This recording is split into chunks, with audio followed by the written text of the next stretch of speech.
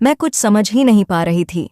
एक दिन जब मेरे ससुर किसी काम से शहर गए हुए थे तो मैंने उनके कमरे में खूब तलाशी ली, मगर मुझे वहां पर कोई ऐसी चीज नहीं मिली जिस पर मैं शक कर सकती। लेकिन उनकी अलमारी के नीचे मुझे अपना दुपट्टा नजर आया। अब तो मैं सब कुछ समझने लगी थी, लेकिन ये सब मेरी समझ से बाहर था।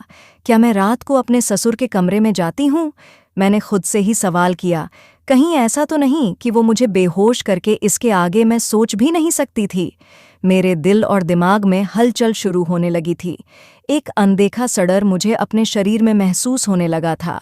कहीं ऐसा तो नहीं कि मैंने अपना सब कुछ लुटा दिया हो? ये सवाल मुझे जीने नहीं दे रहा था। अगर किसी ने मुझे मेरे ससुर के साथ देख लिया तो गड़बड़ हो जाएगी, क्योंकि हर जगह लड़की को ही गलत समझा जाता है। मैं वापस अपने कमरे में आ गई थी और अपनी बेबसी पर फूट फूट कर रोने लगी थी, और बैठकर मैं अपनी शादी से पहले वाली जिंदगी के बारे में सोचने लगी। मुझे याद था जब मैं प्रशांत से बहुत ज्यादा प्यार करती थी। प्रशांत और मैं एक दूसरे के साथ बहुत खुश थे।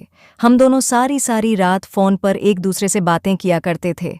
हम दोनों ने फैसला कर लिया था कि हम एक दूसरे के साथ ही शादी करेंगे।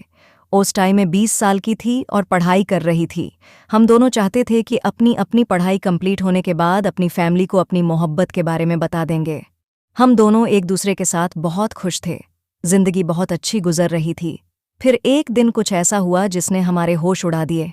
हम दोनों को उम्मीद थी कि हमारे पेरेंट्स जब हम दोनों के अफेयर के बारे में सुनेंगे तो खुशी खुशी हमारी शादी कर देंगे, क्योंकि मेरे पापा और मेरे ससुर आपस में बहुत अच्छे फ्रेंड्स थे। एक दिन अचानक प्रशांत की फैमिली हमारे घर पर आ गई। उन दिनों परेशान दूसरे शहर में किसी काम के सिलसिले में गया हुआ था। प्रशांत की मम्मी ने मेरी मम्मी से कहा कि हम आपकी बेटी का हाथ अपने बेटे के लिए मांगने आए हैं। मुझे लगा कि वो मेरा रिश्ता प्रशांत के लिए लेकर आई थी, लेकिन ये मेरी बहुत बड़ी गलतफहमी थी। मेरे मम्मी पापा को इस बात से कोई ऐतराज़ नहीं था। प्रशांत की मम्मी ने फौरन ही मेरे हाथ में अंगूठी पहना दी और कहा कि हम जल्द ही शादी करने वाले हैं। मैं खुश हो गई थी कि मेरी शादी प्रशांत के साथ होने वाली है। उस दिन ये गुड न्यूज़ सुनाने के लिए मैंने जैसे ही प्रशांत को कॉल की तो मेरे होश उड़ गए, क्योंकि प्रशांत का नंबर स्विच ऑफ जा रहा था। मैंने काफ़ी दिनों तक लगातार प्रशांत को मैसेजेस और कॉल्स किए। उसका नंबर लगातार स्विच ऑफ जाता रहा और उसने पलट कर मुझे नहीं देखा। वो जिस काम से दूसरे शहर गया हुआ था वहां से भी वापस नहीं आया था। मैं परेशान रहने लगी थी कि ना जाने प्रशांत को क्या हो गया। अभी मैं इस परेशानी से बाहर नहीं निकली थी कि मुझे पता चला कि मेरी शादी प्रशांत के साथ नहीं बल्कि उसके बड़े भाई आनंद के साथ हो रही है। ये सुनकर तो मेरे रोंगटे खड़े हो गए थे। मैंने अपने माता पिता से कह दिया कि मैं प्रशांत से शादी करना चाहती हूँ।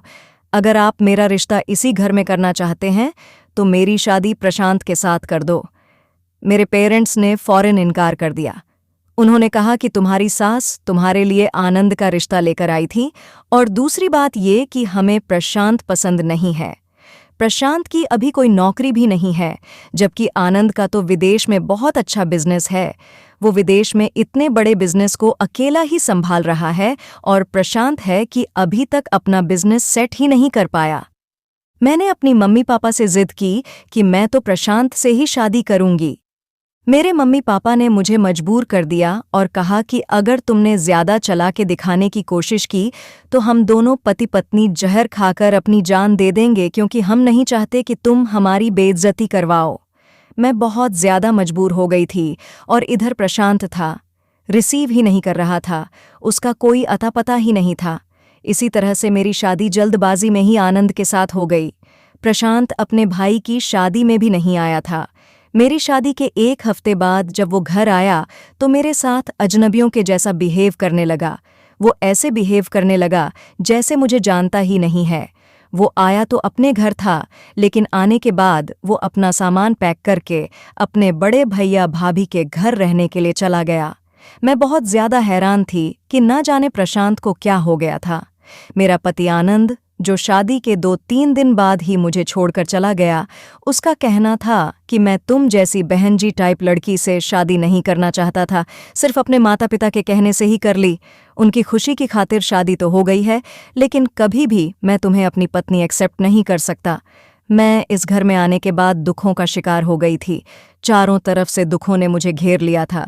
जिसकी मैं पत्नी थी वो मुझे एक्सेप्ट नहीं करना चाह रहा था और जिससे मैं प्यार करती थी उसके साथ मेरी शादी नहीं करवाई गई थी। ना जाने मेरी सास ने मेरे साथ ऐसा क्यों किया था। उनके दोनों बेटे ही मेरी तरफ से बदगुमान हो गए थे। अब जैसा भी था, मेरी तो शादी हो चुकी थी और मुझे हकीकत को एक्सेप्ट करना ही था। इसीलिए मैं हर रात प्रार्थना करती हूँ, आनंद मुझे एक्सेप्ट कर ले। अगर उसने भी मुझे एक्सेप्ट नहीं किया तो मैं क्या करूंगी और कहाँ जाऊंगी, क्योंकि मेरे पेरेंट्स ने विदाई के टाइम पर मुझसे कह दिया था कि तुम्हारी शादी बहुत अच्छे परिवार में कर रहे हैं, इसलिए कभी भी लड़ झगड़ कर हमारे घर आने की ज़रूरत नहीं है। मुझे यहाँ किसी चीज़ की कमी नहीं थी, सिर्फ कमी थी तो मेरे असल हक की कमी थी। मुझे यहाँ पर अभी तक पत्नी होने का हक नहीं मिला था। प्रशांत रहता तो इसी शहर में है, अपने भैया भाभी के घर, लेकिन जब से मैं उसके भाई की पत्नी बनी हूँ वो अपने घर पलटकर कभी नहीं आया। न जाने वो मुझसे किस बात पर नाराज़ है। वो मुझे कुछ बताने के लिए भी तैयार नहीं है। इतनी तकलीफ और इतनी परेशानी शायद ही किसी ने झेली होगी जितनी कि मैं झेल रही थी। मैं अपनी स्वास्थ्य भी कुछ नहीं कह सकती थी क्योंकि वो बहुत सख्त बिहेवियर की औरत थी।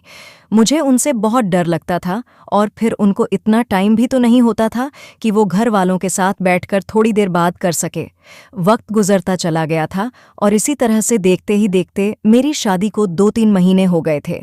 ना तो मेरे पति ने पलटकर मुझे देखा था और ना ही इस घर में किसी को मेरी फिक्र थी।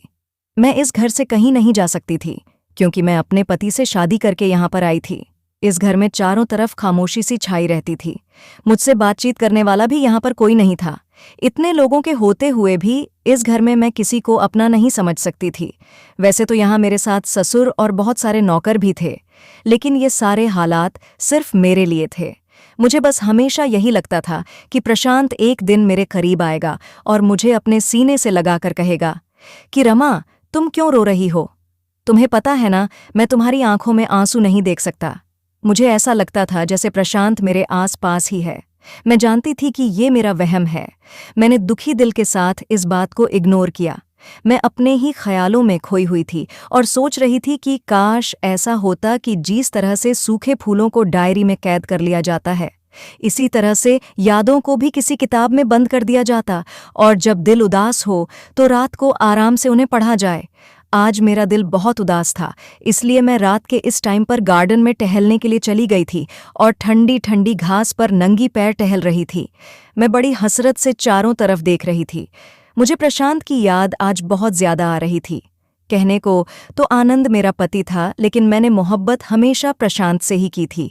मैं टहलते हुए प्रशांत के साथ गुजारे हुए वो वक्त याद कर रही थी जब मैं चोरी चुपके प्रशांत से मिलने के लिए पार्क जाती थी और वहां पर इसी तरह से ठंडी ठंडी घास पर हम दोनों नंगे पैर टहलते हुए एक दूसरे के गले में बाहें डालकर खूब हंसी खुशी बातें करते थे। पुरानी बातों को याद करके अचानक मेरे लबों पर मुस्कुराहट आ गई थी।